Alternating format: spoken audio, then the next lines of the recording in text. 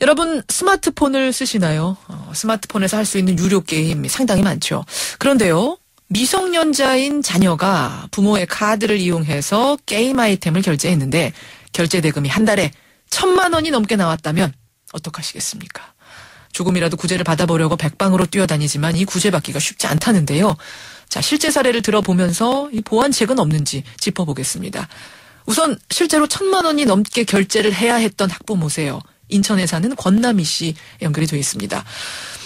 권 선생님 나와 계세요. 네.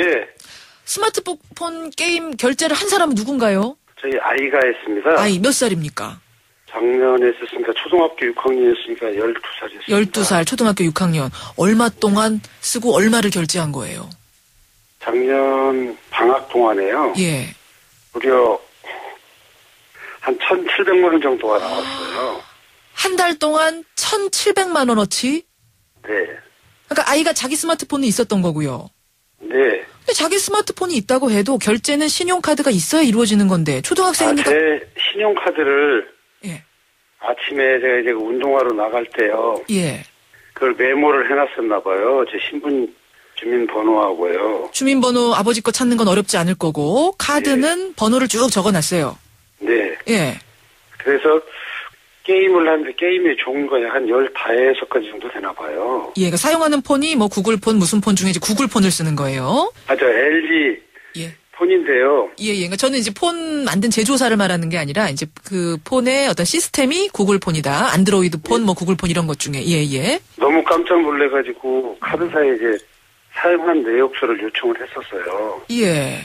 그랬더니 게임의 종류가 무려 한 15가지 정도 되는데 몬스타, 마구마구 야구, 모부의 마블, 뭐 동물 특공대. 그래서 아이가 물론 혹이 왜 했느냐고 이제 물어보니까는 주위의 친구들이 예. 하는데 호기심에 했느라고 그래서 한 번 결제될 때마다 112달러 내역서가 카드사에 받은 내역서를 보면은 10달러서부터 118달러 여러 종류가 있는데요. 아니 근데 게임을 한번 하는데 무슨 돈이 어떻게 1,700만 원이 나오죠? 매일같이 접촉을 해가지고 결제를 아이가 뭐 알겠어요. 아이템을 사는데 돈이 드는 거군요, 그러니까. 네. 뭐 게임 하려면 거기서 방망이도 사야 되고 뭐 창도 사야 되고 방패도 사야 되고 그게 다 하나하나가 돈인 거예요. 네. 그런 것 같더라고요. 그래서 예. 너무 놀래가지고 구글 회사에 전화를 했었어요. 우선 그 전에 아버님 그 고지서 그렇게 쓰고 있다는 건 전혀 모르셨고. 전혀 몰랐죠. 고지서를 받아보고는 얼마나 놀라셨어요? 어떤 기분이셨어요?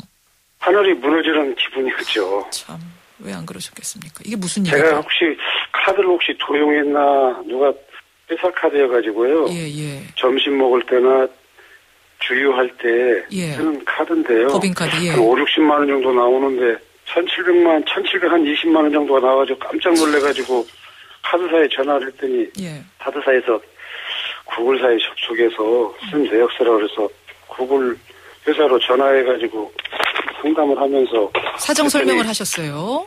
구제 받을 방법은 없습니까? 그랬더니 게임 개발자들하고 연락을 해야 된다 그러면서요. 예. 게임 개발자들의 그 메일 주소를 다 일일이 주더라고요. 그래서 게임 회사 측에 이번에는 게임 을 운영하고 있는 앱을 운영하고 있는 사측으로 네. 찾아가셨더니 거기서 뭐라고 합니까? 거기서도 이제 전화를 하니까 전화는 안 되고 제가 그 메일로 보내라고 그러는데요. 전화도 안 받아줘. 일단 메일로 보내라. 예. 예, 그래서 소비자 고발센터로 이제 전화를 했었죠. 좀 구제 좀 받으려고요. 방법 소비자 없겠네요. 보호센터로요. 예. 그러니까 너무도 간단하게 주민번호와 카드 번호만 있으면 1,700만 원을 긁어가도 모르는 이 시스템. 이거란 말씀이신데. 네. 돈을 다 돌려받으셨어요? 얼마 정도 받으셨어요? 1,200만 원 정도 돌려받았던 것 1,200만 같습니다. 원 정도는 돌려받으실 수는 그래도 있었네요. 사정을 하니까. 하지만 그 돌려받기까지 얼마나 고생하셨겠어요? 아이 관리를 못한 부모 잘못이죠. 예, 참 이거 기가 막힌 상황인데 오늘 제보 감사드리고요. 사실 아이가 직접 결제하는 거니까 지금 아버님 말씀대로 무조건 내가 피해자라고 하기도 애매한 상황이긴 합니다만 그래서 이제 제도적 보완점은 없는지 요 정도 한번 우리가 좀 살펴봐야 될 것 같습니다. 오늘 고맙습니다. 감사합니다. 예. 제보자 먼저 만나봤습니다. 기가 막힌 상황이지요. 인천의 권남희 씨였고요. 문화체육관광부 산하의 콘텐츠 분쟁 조정위원회 이인숙 사무국장을 바로 연결해 보겠습니다. 국장님 안녕하세요. 네, 안녕하세요. 앞서 말씀드린 사례와 같은 문제로 상담 전화하시는 분들이 이게 덜어 있습니까? 아, 예, 많습니다. 많습니까? 사실 그렇게 1,700만 원까지는 아니시지만요. 예, 예. 지난 한 해 동안에 저희 분쟁조정위원회에 접수된 미성년자 그 5개월제 환불건이 한 2,400여 건 되는데요. 7개월 네, 동안 2,400명이요? 예, 2,400건인데 사실 통신사나 게임사에 직접 접촉하시는 분들 생각하면 수만 건 정도는 될 것으로 이렇게 추측이 됩니다. 제가 잘 이해가 안 가는 게 제가 인터넷으로 쇼핑 같은 거 스마트폰으로 쇼핑, 인터넷몰 쇼핑을 해보면 네. 카드 결제하려면 로그인도 해야 되고 카드 비밀번호도 넣어야 되고 몇 단계 걸치게 하던데 스마트폰 예. 게임 결제할 때는 이런 절차가 복잡한 게 없습니까? PC 같은 경우는 이제 다수의 이용자를 전제로 지금 하고 있어서 예. 쇼핑을 할 때 이제 결제 당사자가 본인 인증을 이제 주민번호를 넣고 그 본인 소유 핸드폰으로 인증을 하는 절차를 거치게 되잖아요. 그렇죠. 근데 그 스마트폰의 경우는 본인 인증이 그 스마트폰으로 인증번호가 오게 되니까 사실 큰 의미는 없습니다. 아, 내가 폰을 들고 대신에 있으니까. 그렇죠. 폰을 들고 있는데 그 폰으로 이제 결제를 하는 거니까 인증번호가 오더라도 바로 그 번호를 보면서 넣을 수가 있잖아요. 그래서 안전 결제를 이제 보장하기 위해서 대개 이제 오픈마켓에서는 비밀번호 그 설정 기능을 제공하고 있거든요. 예. 근데 이제 애플의 그 아이폰 앱스토어에서는 비밀번호 입력을 의무화하고 있어요. 비밀번호를 한 번 넣으면 그냥 저장이 아니라 그때마다 계속해서. 매번 이제 결제를 할 때마다 입력을 하게 되어 있는데 예. 구글의 그 안드로이드 기반의 스마트폰에서는 비밀번호 설정이 선택 사항입니다. 예를 들면 우리 삼성폰 같은 게 다 안드로이드 폰인 거죠. 그렇죠. 그런데 이제 네. 같은 안드로이드 폰이라도 국내 그 T스토어라든가 이런 경우는 정부에서 모바일 오픈마켓 결제 가이드라인이라는 걸 제정을 했거든요. 예. 그래서 T스토어나 이런 부분을 최초에 이제 결제를 할 때 비밀번호 이렇게 설정 창이 나와요. 예. 본인이 선택을 하고 이제 할 수는 있지만 안내는 하는 거죠. 그런데 구글 같은 경우는 이제 구매 시에 별도 안내를 받지 못하면 예. 그런 기능이 있다는 걸 이제 알지 못하는 분들이 많이 계시죠. 그럼 비밀번호 한 번 저장해 놓으면 계속 가는 거다 보니까 네, 더 보안상 허점이 있다. 저장을 한번 비밀번호 설정을 하면 매번 구매를 할 때마다 넣게 되는데 아예 설정이 안 돼 있는 경우죠. 아예 비밀번호 설정도. 그러면 네. 정부가 나서서 스마트폰 게임 할 때 아이템 살 때 비밀번호 무조건 네네. 입력하게끔 강제할 수는 없나요? 근데 이게 이제 오픈마켓 같은 경우는 사실 국내 이런 회사가 아니고 글로벌한 국제 이제 해외 기업입니다. 그렇죠. 그러다 보니까 사실 그렇게 강제하기는 좀 쉽지 않고요. 예를 들어서 국내 게임사들한테 그걸 강제하는 게 아니라 오픈마켓을 운영하는 그런 오픈마켓 운영자가 결제창을 표준적으로 제공을 하고 있거든요. 예. 그 회사의 정책에 이제 따라야 되는 부분인데 구글 같은 경우는 이제 전 세계 동일한 그 결제창을 제공하고 있기 때문에 우리가 어떻게 할 수가 국내에만 없군요. 특정해서 하기는 좀 어렵다. 근데 국장님 제가 지금 듣다 보니까 좀 약간 좀 헷갈리는 부분이 비밀번호도 네네. 결국은 이게 스마트폰 안에 넣어놓는 거 아닙니까?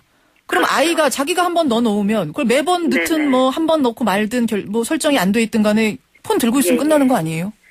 그런데 이제 부모님들이 그 미성년자에게 핸드폰을 이제 구매를 해주실 때는 미성년자 명의의 폰으로 미성년 요금제를 설정을 해놓으시면 예. 그 정보 이용료라든가 소액 결제가 제한이 됩니다. 예. 그런데 이제 많은 분들이 그 부모 명의의 폰을 이제 아이에게 주고 계시거나 그렇죠. 또는 이제 미성년자 폰을 명의로 만들었는데 성인 요금제를 이제 쓰고 계시는 분들이 많죠. 그렇죠. 그러면은 사실 이제 신용카드의 경우는 신용카드 한도가 똑같고요.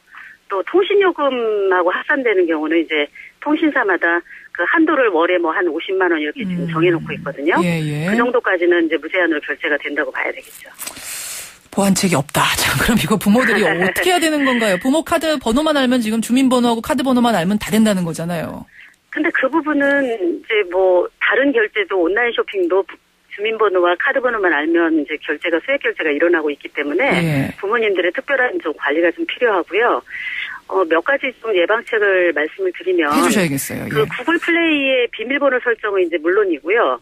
미성년자 명의 폰으로 개설을 할 때는 청소년 요금제를 신청을 하시고 그러면은 요금 제한이 있어서 더 사고 싶어도 못 네네. 산다. 그렇죠. 네. 그리고 지금 현재는 이제 법정 대리인에게 문자가 온다든가 확인을 하는 그런 절차를 거치게 됩니다. 예. 그리고 신용카드를 입력하신 경우는 아까 이제 건남희 씨처럼 그런 경우에는 한번 구매를 하고 난 다음에는 바로 이제 입력 정보를 삭제를 해야 추가적인 그 결제를 좀 막을 수가 있고요.